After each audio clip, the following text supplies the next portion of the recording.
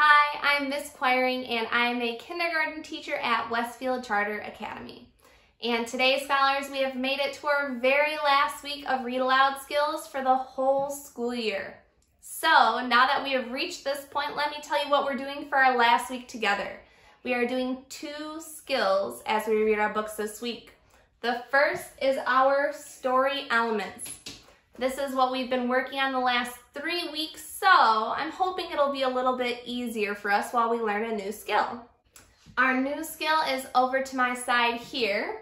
What we are learning about is a lesson.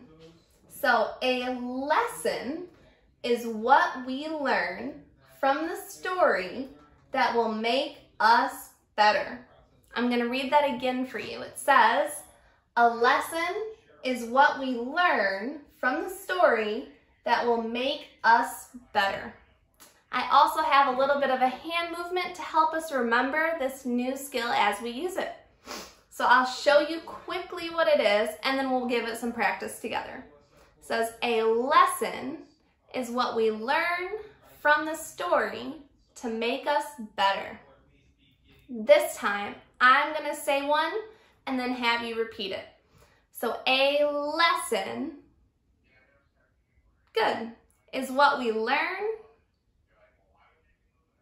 good, from the story, yep, to make us better.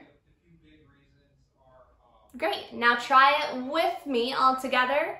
A lesson is what we learn from the story to make us better. Great. So now that we know what we're learning about, it's time to look at how we're going to find this in a story as we read. So there are 2 things we have to do when we're looking for a lesson. The first thing we have to ask ourselves, how does the character change? So while we're reading, we are going to be looking at our characters and seeing how they're changing, how they're different from what they usually are like. After we figure out the changes, the second thing we have to do is we have to ask ourselves again, what did they learn? So after we figured out how they change, we need to know, what did they learn from their changes?